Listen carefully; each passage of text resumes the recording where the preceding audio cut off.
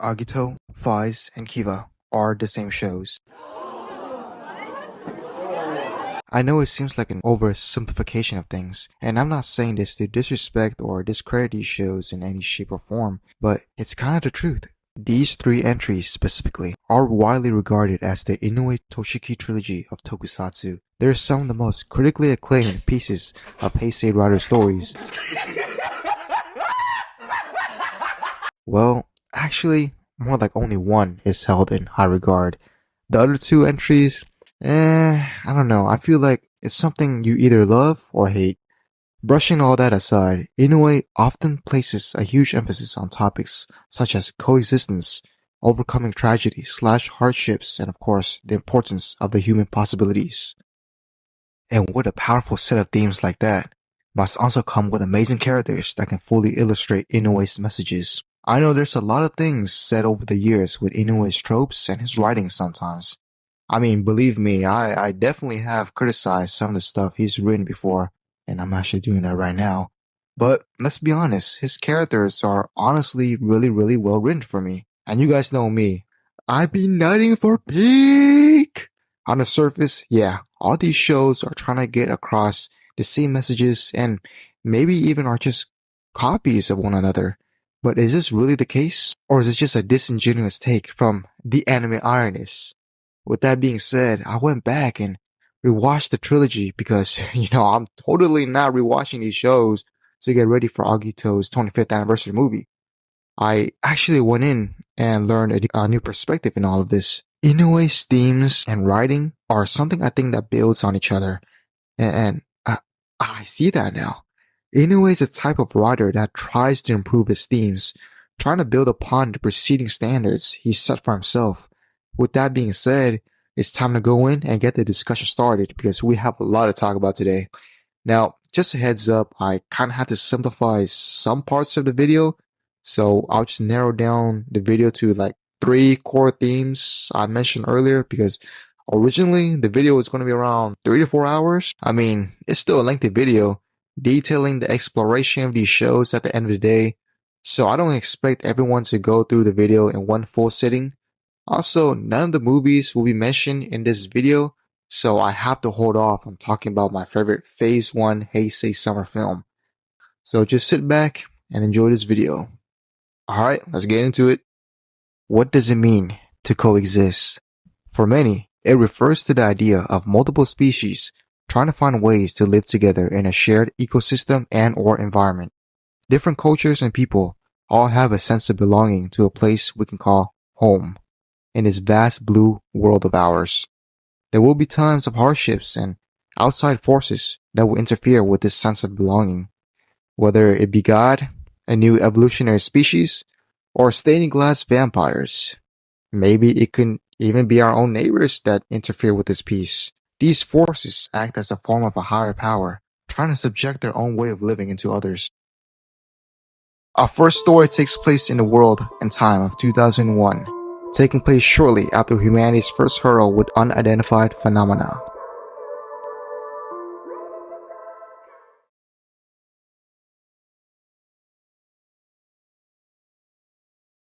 The humans were to be the champions, populating the world, created in the image of one of the gods. This God himself created humans to be made equal and in the perfect image of their creator. It was his way of bestowing love to his creations, vowing to treasure them forever. However, what happens when his beloved champions of the new world undergo a never-before-seen mutation? A mutation that grants them abilities to grow beyond the scope of humanity, eventually diving into the realm of the gods. Agito presents itself as a story about the conflict between God and man. The lords, or unknown, act as this force of higher power, enacting God's plan to wipe out those with the possibilities of evolving into Agito, beings with supernatural abilities. This wicked form of control is a symbolization of God's twisted love. Control, the one word that perfectly encapsulates such a situation. These monsters are from a higher plane of existence, forcing their will into humans by eliminating those they deem unnecessary to their vision of a perfect utopia. And once this happens, the potential and possibilities of the human experience stops. This witch hunt on the human populace is based on possibilities. But why is controlling the possibilities of the humans who are deemed as lesser beings by these life forms so crucial in their quest? It is for the very simple reason that us, lesser beings, us humans, can evolve with the possibilities of surpassing beyond their grasp and control. A revelation that frightens the gods, for one day humanity will grow out of control due to a possibility of supernatural beings running rampant. This perfect utopia I mentioned is one where the gifted do not exist and are purged from society as a whole, regardless of whether or not they evolve to an Agito. This is God's way of subjugating his creations by wiping out those he cannot accept. This concept of God's arrogance is excellently portrayed during the Akatsuki incident. 太古の時代、船に乗ってこの世の終わりを乗り越えた人間がいました。 You guys are gonna have to get ready to hear me glaze about the Akatsuki incident, otherwise known as the best mystery plotline of all of Kamen Rider, which I still stand by to this day. The Japanese word Akatsuki directly translates to dawn or daybreak, often signifying the start of a new beginning into the morning sunrise. It's honestly really poetic, if not ironic, when you look at it. The passengers aboard the ship all had wishes and dreams of a better tomorrow, only for that same desire to be ripped out shortly by something out of their control. Almost everyone on this ship beforehand had a past they wanted to leave behind in order to look onwards for a newer destination in life. Even though the passengers all stem from different places of origin, the one common thing that they share is the hope of a better beginning, filled with possibilities of how their lives can leave a mark on this world of ours. This very idea sounds like a dream, and that's because it is. These hopes and aspirations are something that gives life to us humans, and the moment it is taken away from us, we feel as if we are defeated without any will left in our body to see tomorrow again. Oops, getting too ahead of myself. This isn't Faiz we're talking about now. Get back there, you. Precisely, that's exactly what happens to the Akatsuki passengers. The Elle of Water, a messenger from the Overlord of Darkness, suddenly appears, foretelling the eventual fate of all the passengers. They will all die a gruesome death one day from being hunted by God's faithful servants. And it really is ironic. The ship that represents new beginnings into the morning's dawn is now instead used to illustrate a darker tomorrow instead of the hopeful destination as originally intended. Upon this revelation, their growth into a newer destination becomes stunted. All the passengers are induced with intense trauma from their eventual fate and their dreams coming to a sudden stop. And what comes as a result of this very ordeal/experience is the eventual silent fate known as stagnation, a state where nothing moves and nothing ends. Their trauma stops them from moving on towards that destination they had originally sought out for, and that dreadful feeling of living into the day they die, a gruesome death, will never end.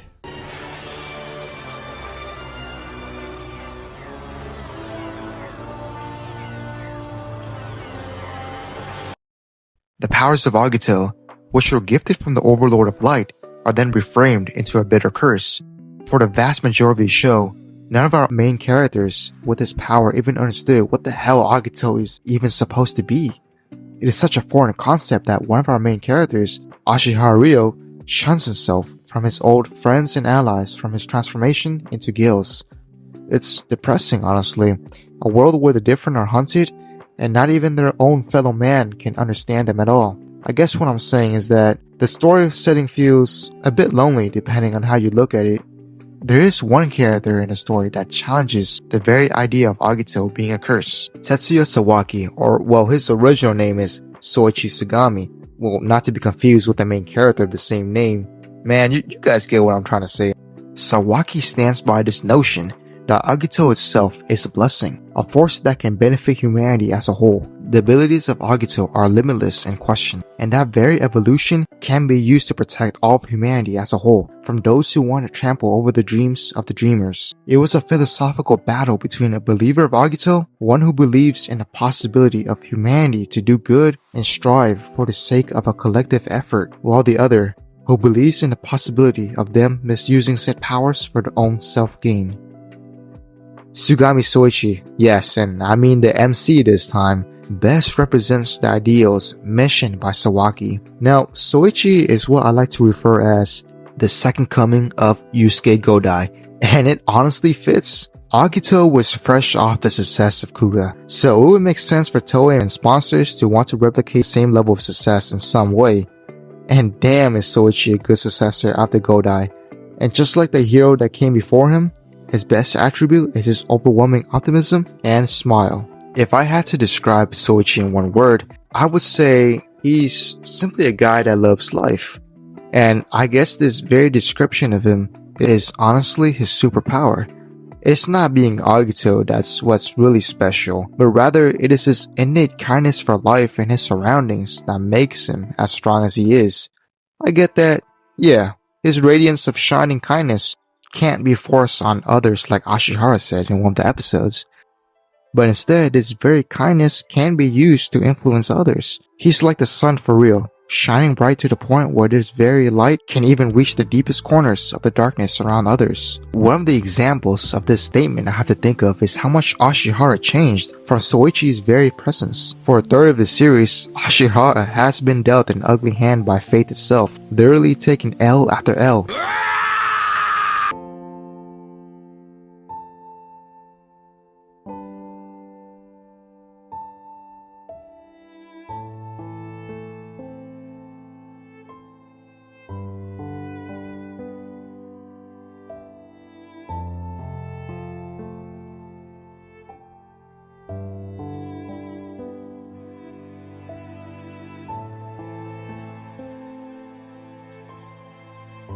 And yeah, I'm going to be completely honest.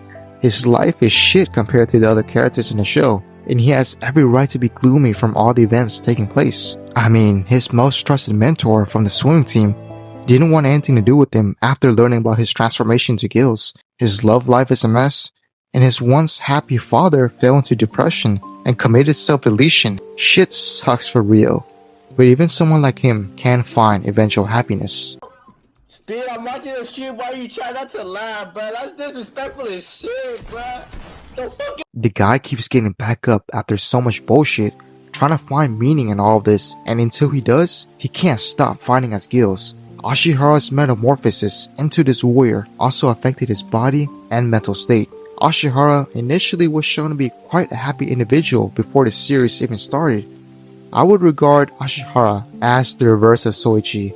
While Soichi, who was accepted by those closest to him, Ashihara was instead seen as an abomination. In a way, due to this feeling of similarity and how much the two exist as a reflection of one another, it just makes perfect sense for Soichi to be the one that could pull Ashihara out from his own sadness. Ashihara soon changes from a person who could never smile to one that eventually could, and this is all due to Soichi's influence overlapping with his experiences.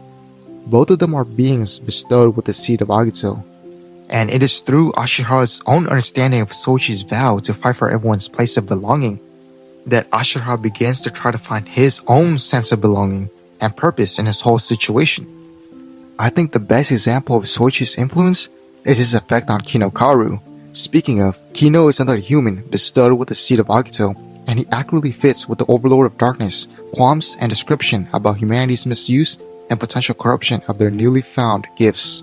Kino, before the start of the whole Akatsuki incident, was implied to be a very kind individual, judging from the words of the remaining Akatsuki members. And just like our lovable MC, Kino also held life in high regard, and was a top-class surgeon/doctor who wanted to save as many lives as possible. But somewhere down the line, his moral compass was compromised. One of Inoue's writing tropes that I really like is the inclusion of these types of characters who seem noble on the outside, but hold a way more vastly different side to them on the inside. This is something we're going to see a lot with Inoue's writer shows, and I mean it, we have like 3 or 5 different characters later on this video I gotta talk about in some shape or form. Going back to Kino, he holds a deep dark personal trauma he himself cannot seem to fully get over, and that is his personal failure from allowing his own brother to die in front of his own arms. Due to a misfortunate expedition on an icy mountain, Kino succumbs to frostbite, and his own younger brother, Masato, no, not Kaiza, sacrifices his right arm to save his older brother, Kino. Due to this very revelation and combined with his mutation into Agito, Kino soon finds himself corrupted and ventures into this twisted savior complex mission of his, and that mission is to save all of humanity from the wrath of the lords themselves. To Kino, every person that is affected by this whole situation between the discord of gods and men all represent Masato to him. Kino's savior complex stems from this self-rooted desire of trying to rectify what he couldn't do all those years ago, and this very savior complex is without consequences. At first glance, yeah, he wants to be a hero and save everyone and everything, but it is his way of doing things that truly is the problem. Kino was so incredibly arrogant that he believed he himself was the only warrior needed to combat the escalating threat of God and his forces, and in order to achieve his own self-satisfaction from his savior complex, Kino tried to remove those just like him with the powers of Agito. He was a bit of a jackass all around, saying things like, "I'm the only one that can save this patient," or "Only I can save the world." He was so desperate in trying to avenge his brother's memory that he is unknowingly tainting his own brother's sacrifice in the present. Masato wouldn't want this. He wouldn't want his elder brother Kino to be trapped in the past, and of course, he sure as hell wouldn't want him to kill his own kind either, just to go onwards with abusing his powers for this self-serving crusade. Eventually, Kino's darkness would clash with Soichi's kindness, as their stories intertwine with one another. You get the sense that Soichi himself is the only person out of everyone in the whole cast that can truly influence Kino to once again regain the moral compass he has lost. The once kind surgeon who has been enveloped by his own selfishness and succumbing to the corrupting allure of power is allowed to change into the person he is always meant to be, a person that his own brother could be truly proud of. In his last act of heroism, Kino performs surgery on Soichi, saving his comrade and securing humanity's future as a whole. Even though it's not explicitly stated, but I like to believe that Kino knew Soichi was truly the Agito that the world needed, a being that stood for a beacon of virtue and compassion. Kino, he had a really great character arc. I sure hope there's not going to be a movie in, say, 25 years that's going to potentially undo all of this. So, Kino and Soichi really bounced off each other really well as characters. Both of them have lost their siblings from tragedy, which shapes their eventual worldviews. One falls on a path of grace and almost loses his humanity, while the other is able to rise and remain true to who he always was. This eventually all culminates into the ending of Agito. I'm gonna say a huge hot take right here, but one of Inoue's flaws I really dislike is how he ends his stories by trying to cram way too much stuff in it. I mean, it's alright with Agito, but it sure as hell is a whole ass problem for Faiz later on. Surprisingly though, I do like Kiva's ending, funny enough. Is the conflict between humanity and the Agitos, those who are unable to develop any special abilities versus those with the mutation of supernatural abilities. I was gonna save this for a separate video about Agito's 25th anniversary, but I just can't ignore it, you know? This conflict between the two sides of humanity is bound to happen eventually. There's something really strange with us humans as a whole. As a species, we're supposed to get along with our own kind and live together in harmony, but there's just one invisible thing that interferes with all of this, and that is our hubris. We judge and place those around us based on a ladder depending on our abilities and whatnot. And with Agitos being added to the mix, this way of thinking presents problems for humanity. If those with the power of Agito are beings with supernatural abilities, this begs the question of what will happen with those that cannot do the same. What will happen to the populace of humanity then? Those that aren't able to develop the same skill set as their new neighbors find themselves feeling perhaps envious or maybe even fearful of what they cannot understand. Because there's this huge gap between those who have evolved and those who haven't, it becomes an issue that soon becomes apparent based on humanity's treatment of Agito in the last few or so episodes. Fearing that humanity will lose their place to that of the Agitos, the Tokyo Metropolitan Police Department hastily shifts the operations of the G3 unit to hunt down the Agitos and instead protect the Lords. Now, there's a couple problems with this. Yeah, I know that the Tokyo PD has been wary of Agito and those with the potential to develop supernatural abilities for a majority of the show, but I don't think protecting the same enemies that's been hunting off random people as part of their witch hunt is justifiable. I don't think it is. I mean, at the end of the day, Agitos are still humans, and trying to protect these same monsters that's been doing a shit ton of killing is a hard pill to swallow. But at the same time, it kinda makes sense for the situation to escalate this far. Well, of course, not the part about protecting the lords. Even Soichi said it was a dumb idea.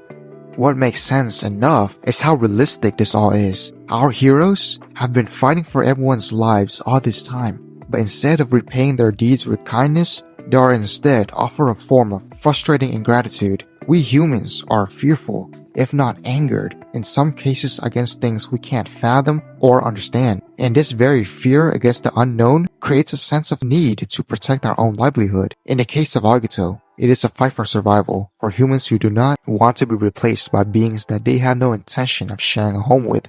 I guess describing it like that is kind of like talking in the words of the Overlord of Darkness. We humans can't even live with our own kind. We kill each other over disputes, and we walk over one another for our self-gain. Maybe I'm being too pessimistic and looking only at humanity's flaws instead of looking at the hidden warmth embossed in our mortal shell.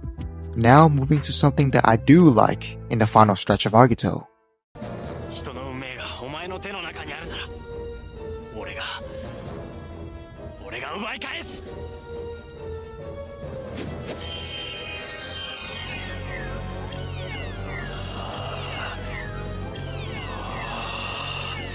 変身 Now this is where pure peak writer goodness happens. The themes and messages of Agito is then repurposed by Soichi himself. The words expressed by his will to fight represents Soichi's beliefs that as humans, we shouldn't feel cursed to live to see another day. Instead, life and living is a necessity that every being should feel blessed to have. And what God and his forces are doing is directly contrasting what it truly means to live. Countless victims and individuals have gotten their future and possibilities halted and destroyed. And for what? All for God's twisted premonitions? No one has any right to do that. Not even God. Every life on this earth deserves a right to have their own future. And that's exactly what the show portrays really well in the last 2 episodes. One of the best moments in the last 2 episodes of Agito is Soichi being able to honor his sister's memory by saving someone close to him from a similar fate that his beloved older sister had suffered from. What stood out the most to me is that he didn't save someone from self-deletion with the powers of Agito or anything like that. No, it was out of the strength of the human heart that did that instead. I like the message that you don't need superpowers to still do great things, because if you search deep inside you hard enough, you'll eventually find something much stronger than that. Soichi never got the closure he needed from his sister's death, who died from self-deletion out of fear of the potential dangers her Agito powers can cause. This innate fear of metamorphosis is primarily caused through the terror of losing one's humanity and transforming into something incomprehensible. Change in many ways can be terrifying, and it is something that many aren't ready for, or maybe they don't even want to change at all. And the show knows this. Yeah, I mean, Agito looks cool as hell as a Kamen Rider and has all these powerful abilities, but the implication of transforming into this evolved being comes with a price. People still want to hold on to their humanity, their innate gifts and strengths, and by undergoing this metamorphosis, the question remains, will I still be myself? What is next for me as an Agito? And when this very question becomes too tough to answer alone, self-sacrifice becomes the only option left, because it is the only solution one could think of at the moment. But you don't have to tackle this fear alone, for it in itself is a collaborative effort. I mean, look at Soichi. There's some moments as early as episode 3 where he struggles to come to terms with the current situation about his awakening powers, being fearful of the dangers this new transformation can cause. After receiving motivation from Ana, Soichi moves past thinking about the potential dangers of said powers, and instead realizes the possible good he can do with them instead, re-evaluating his situation and turning it around into a new purpose, the purpose to protect everyone's place of belonging. Even in the special, A New Henshin, he is once again reminded of this innate fear, the fear of losing to Agito and letting his powers consume him. In his moments of self-pity, Soichi finds himself having his spirit reignited by his old caretaker and doctor, Kunoida, with the old-timer telling the young man to not lose against his fears, and instead, continue living true to who he is. The main takeaway I'm trying to illustrate right here is the importance of the human spirit. At times, we feel motivated and strong enough to tackle the world in front of us, while other times, we feel scared and hesitant to march onwards, constantly running in tiring loops. In our moments of weakness, the palm of human kindness extends its grasp. Overlapping with our spirit, it reignites the once lost flames our moments of vulnerability have extinguished. The human spirit and human kindness working hand in hand perfectly encapsulates the best defining moment of Soichi for me. Instead of having Soichi being in a position of needing reassurance and motivation, that is now flipped around as he's the one lending the helping hand this time. Once again, I have to repeat myself, there's no special abilities or magic involved in all of this. You don't need special gifts or world-breaking powers to save another person, because true strength lies deep in your human heart. The strength strong enough to be tender, and the strength powerful enough to smile through tragedy. This is the power of the human soul, triumphant against the darkest ordeals. Soichi, Ashihara, and Hikawa, all firm with their beliefs, challenge God as they stand in defiance of his twisted form of order.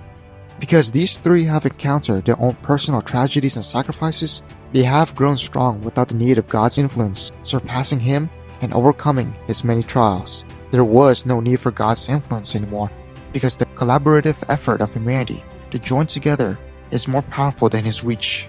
Humanity can grow in its own way and own pace, for the future itself is limitless in potential and possibility, and the final barrier that stands in the way of this is God's will. In the end, Sawaki and the Overlord of Darkness have one last conversation about the state of the world. The Overlord of Darkness may have created all of humanity in his image, but he never truly understood them as a whole. Humanity isn't so foolish to all give in to their darkest deeds, misusing their gifts for their own personal gain. As long as there's people out there just like Soichi in this world, containing the strength and kindness found deep in humanity's hearts, then that warrior of God becomes nothing more than a fleeting dream. Humanity itself will soon leave its cradle from the grasp of God, growing without his assistance. Even if the day when humanity is divided between those with supernatural abilities and those without, there will come a moment in time when humanity will accept what is different. Agito will one day have a place of belonging called home in this wild world someday. The story of Agito concludes with a hopeful, optimistic view from Sawaki's last words. Well, that is, until Toei and Shirakura decided they want to make a new movie in 2026. But that is a topic for another time. Alright, so that's the Agito portion. You know, it's a pretty well-rounded show in the overall scope of the Heisei era, and I like how it was straightforward with laying out the themes I mentioned in my thesis. This part of the video was probably the easiest to dissect because, well, you know, it's Inoue's most tamest written Heisei Rider series, while the other two is, well, a little wild with some of its writing choices. Now, there was also some things I didn't have time to talk about, like Hikawa and the remaining human cast, because I kind of want to talk more about that in the eventual Agito 25th anniversary video I'm going to do once I watch the movie. Also because a lot of Faiz's themes about humanity as a whole are kind of analogous to Hikawa's struggles and his character development. So I kind of want to save Hikawa and the rest of the human cast just later on for the 25th anniversary video of Agito. Like I mentioned earlier, a lot of Agito's themes, I feel, just aren't explored enough, and it just kind of feels like the show as a whole serves as a prototype of sorts. I honestly think that Inoue was trying to do much more with Agito in the second half or like the last 10 episodes when the show starts having more of an identity. And I would love to see much more done with the themes about humanity being corrupted by the power of Agito, or maybe the potential fallout between the two sides of humanity and all that. Well, I say this even though the messages of what Inoue wanted to illustrate are actually pretty well done here in Agito. Now, it's time to open your eyes for Faiz.